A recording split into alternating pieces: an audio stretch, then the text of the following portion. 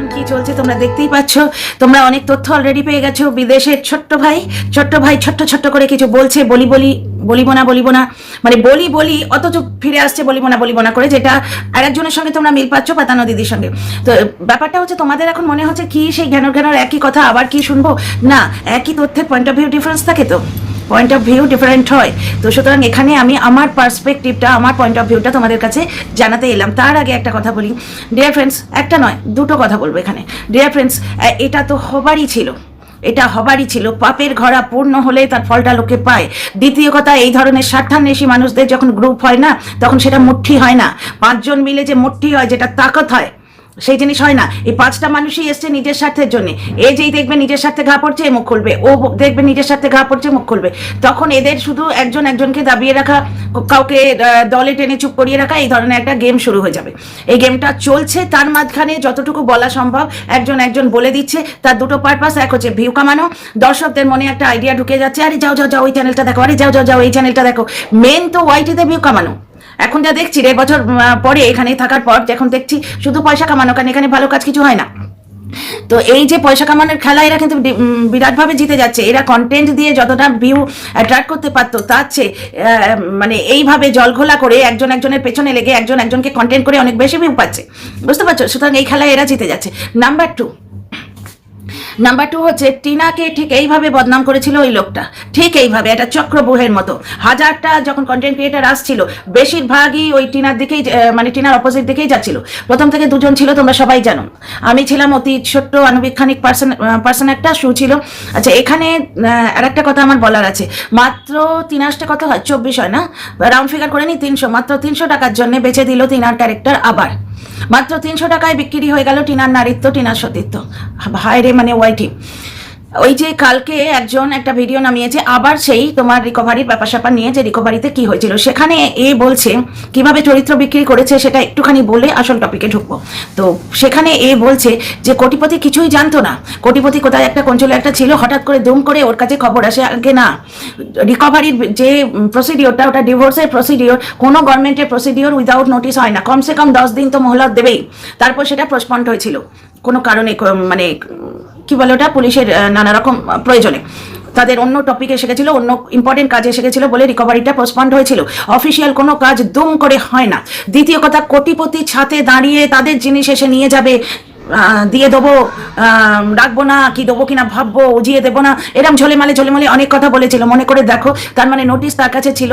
Camera খুলে টিনার অন্দরমহল পুরো দেখিয়ে দিয়েছিল। মনে আছে সেই দিদিরা যখন বাচ্চাটাকে আশীর্বাদ করেছিল, একটা ছোট্ট জিনিসে বাঁধা ছিল, কোটিপতি, মানে ছোট্ট পুটলি টাইপের কোটিপতি, ঠিক এইভাবে তার মাকে দেখাচ্ছে, এটা কি গো?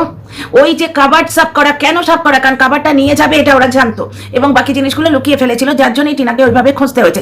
কাঁথা কম্বল নিতে সে আসেনি। কাঁথা কম্বলগুলো যদি ভদ্রলোক হতো, বহুবার বলেছি, এক জায়গায় রেখে দিত, সে নিয়ে চলে যেত। ওই মোটা খালি 3টে ফার্নিচার ছাড়া কিচ্ছু পায়নি। ফার্নিচারগুলো পেতো না, কারণ তখন বাইরে থেকে অন্য ফার্নিচার আসবে, খবরটা তার কাছে ছিল। ও ভার্চুয়ালি ঘর খালি করেছিল। 1 নম্বর কথা, আর কিচ্ছু সে পায়নি। কাঁথা কম্বল পরে আমরা দেখেছি, বেরিয়েছে কোটিপতির ভিডিওতেই দেখেছি। সুতরাং 1 নম্বর কথা গেল। 2 নম্বর কথা, অনেক লোক এসেছিল লরি থেকে, পুলিশের গাড়ি থেকে না, অত লোক হাওয়ার মতো, মানে দাবানলের মতো ছড়িয়ে পড়েছে। আর আশপাশ থেকে কেউ ধরো ভাত খাচ্ছিল, ভাতের থালা ফেলে দৌড়তে এসছে, কেউ কাপড় কাচ্ছিল, কেউ চান করছিল। ওই চান করার অবস্থায় গামছা পরে দৌড়ে এসছে তা নয়, ওটা প্ল্যান ছিল একজনের। তোমরা বুঝতেই পারছো যে বাড়িতে বসে এই ভুঁড়ি ফাঁসিয়ে দেবো অমুক তমুক বলছিল, সে ওখানে যায়নি। হ্যাঁ, আলুর দাম ওখানে ছিল, সে পরে জয়েন করেছে। এখানে প্রচুর ঝোলেমালে ব্যাপার আছে, এটা নিয়ে আমি পরে যদি টাইম পাই ভিডিও করবো। এখানে কিন্তু আমার টপিকটা অন্য, তাই বেশি কিছু বলছি না, জাস্ট টাচ করে চলে যাচ্ছি। খবর এদের কাছে ছিল। এই প্ল্যানটাও কিন্তু সেই মাস্টার মাইন্ডেরই প্ল্যান। সে নিজের বাড়িতে গ্যাট হয়ে বসেছিল, নিজের বাড়ি থেকে আসেনি। বলে রেখেছিল 100-150 লোক জোগাড় করে রাখতে। আচ্ছা, বাড়িতে যে 100-150 লোক ঘিরে ফেলেছিল, এটা আমরা জানলাম কি করে? নিশ্চয়ই ক্যাথা বলেছে। না, ক্যাথা বলেনি।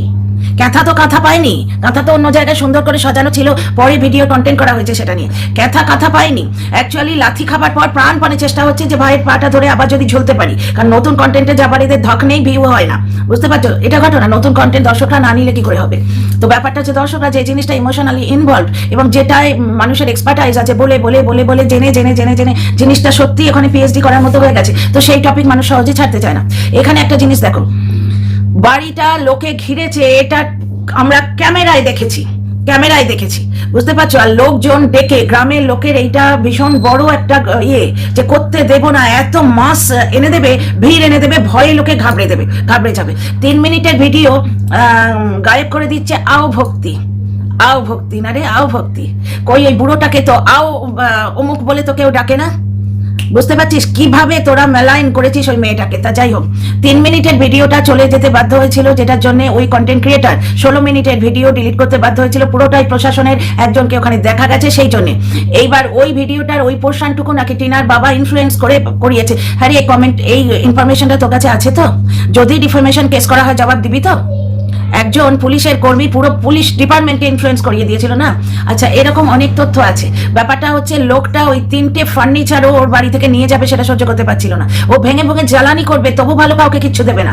এইটা ওর মেন্টালিটি, যার জন্য হাড়িতে কিছুই ছিল না। হয়তো টিনা নিজের বাবার দেয়া বা গিফটে পাওয়া কোনো কিছু পড়ে চলে গেছে, সেইটার জন্য এরা মাথা চাপড়ে মরে। এরা নিজেরা কিচ্ছু দেয়নি। এদের মেয়ে একটা নেকলেস দিয়েছিল, বিয়ের গাড়িটাও ডেকে দিয়েছিল।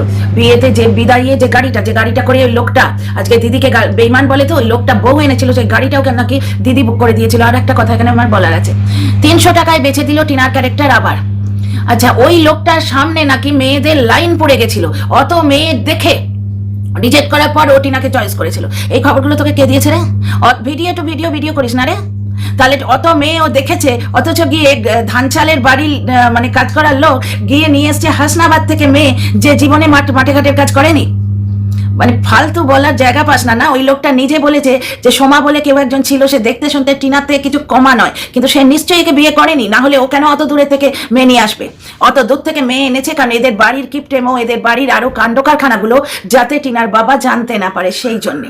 আর টিনা ওই যে 5 দিন ওখানে এসেছিল, ওইখানে কি বললো যে ঠাকুরের যাতে পুজো, টিনা সেইটা দিয়েছে, মানে শারীরিক ব্যাপারটা সহবাসের কথা ইন্ডিকেট করছে। যে ঠাকুরের যাতে পুজো, তার মানে ওই ঠাকুরটা ওই পুজো নেয় না, সেটা আমরা বুঝতেই পারছি। টিনাকে কিভাবে বদনাম করেছে লোক পুষে, অথচ অন্য কারোর সম্বন্ধে একটু বলতে হলেই এসে, অন্য কারোর সম্বন্ধে একটা সামান্য কথা কোনো ভিডিওতে বেরোলেই এসে প্রোটেস্ট করতে এসছে, তার জন্য ভিউ ডুবে গেল, ওর মানে ক্যারেক্টার মেলাইন হয়ে গেল, ভাবমূর্তি ধ্বংস হয়ে গেল। তবে তাকে কিন্তু প্রোটেক্ট করতে হবে। এর আগেও আরেকটি মেয়ে ছিল, আমার এই ধারণাটা অনেক দিন থেকে ছিল, কিন্তু আমি গা বাঁচিয়ে ভিডিও করি। কেন করতে যাব?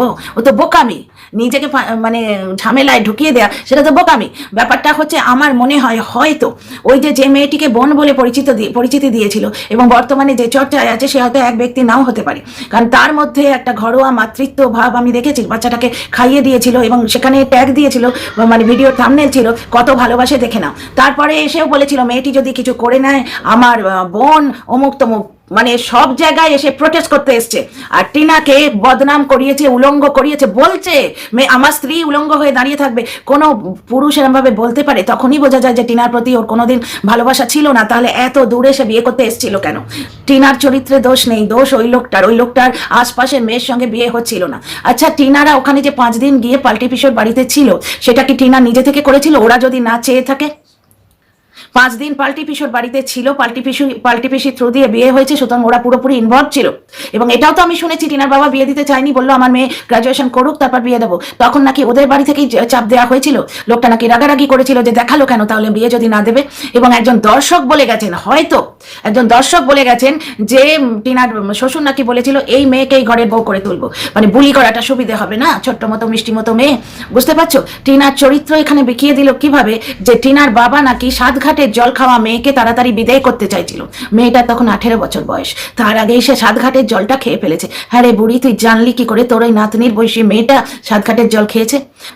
2000 ভিউ হয়েছে মাত্র 300 টাকার জন্য একটা বাচ্চা মেয়ের চরিত্র দ্বিতীয়বার বিক্রি করে দিলি। সাতঘাটে সে জল খেয়েছে, তুই জানলি কি করে? আর একটা কথা, ক্যাথা বলেছে তবে জেনেছে, ক্যাথার কথা বিশ্বাস করা যায় না। তাহলে ওই ফটো মানে ভিডিওটা না দেখিয়ে ওই যে সাউন্ডগুলো চালিয়ে দিয়েছে, সেটাও তো ওরা বলছে যারা হাজার ঘন্টা মিথ্যে কথা বলে এসছে, প্রোডাক্ট নিয়ে মিথ্যে কথা বলেছে, বিয়ের আগে বিয়ে হয়েছে বলে কেস করেছিল ফালতু। আর ওই যে মারতে এসেছিল ওটাও বলবে, টিনার বাবা বলেছিল ক্যামেরা ভেঙে দেবো, মারবো বলেনি। টিনার বাবা নিজে পুলিশের লোক, উনি আইন ভাঙেন না কোনোদিন। এইভাবে যে ইয়েটা তুলেছে মানে ওই কলসিটা, সেটা বলেছিল ক্যামেরা ভেঙে দেবো, মারবো বলেনি। মেরেছে, এটা পুরো ভুয়ো কেস ছিল, যার জন্যই তো আলুর দমকে নিয়ে এত টানা হেঁচড়া হচ্ছে, যে আলুর দম পয়সা খরচ করিয়ে দিয়েছে একটা উকিল লাগিয়ে, এবং সে তার মধ্যে একজন বাইরে খবর পাচার করছিল, আলুর দম ধরে ফেলে বলে দিয়েছিল, যাকে পাচার করছিল সে তো রেগেই যাবে, সে আলুর দমকে টুক করে সরিয়ে দিয়েছে। তাহলে আগে টিনার ব্যাপারটা কমপ্লিট করলাম, তো বুঝিয়ে দিলাম তো 300টা টাকার জন্য টিনার চরিত্র কিভাবে বেঁচে দিল। টিনার কথা যদি বিশ্বাসযোগ্য না হয় তাহলে অপক্ষের কথাই বা বিশ্বাসযোগ্য কেন? হ্যাঁ, প্রমাণ হিসেবে কি দেয়া হয়েছে? ওই লোকটার ভিডিও ক্লিপ, সেই পুরনো খেলা, এখানে ছবি দেখাতে পারছে না, কথা শুনিয়ে দিয়েছে। তো ওই লোকটা কি সত্যবাদী যুধিষ্ঠির, আর মা বাবা সবাই সত্যবাদী যুধিষ্ঠির? টিনার কথা বিশ্বাসযোগ্য নয়, তাহলে ওদের কথাই বা বিশ্বাসযোগ্য কেন? 18 বছরের মেয়ে কঘাটের জল খেয়ে এসছে, তুই জানছিস কি করে রে? পার্সোনাল অ্যাটাক করে ভিডিও করি না, না তাহলে বুঝিয়ে দিতাম তুই জানছিস কি করে। বুঝতে পারছো? তো ফিরে আসি এবার বর্তমান টপিকে। বর্তমান টপিকটা তোমরা বুঝতেই পারছো, একজন একজনের পোল খুলতে শুরু করেছে, এটাই হওয়ার ছিল। আচ্ছা dear friends, welcome back to my channel my world of words. আমি সৌমি, আমি তোমাদের সবাইকে আমার চ্যানেলে ওয়েলকাম করছি।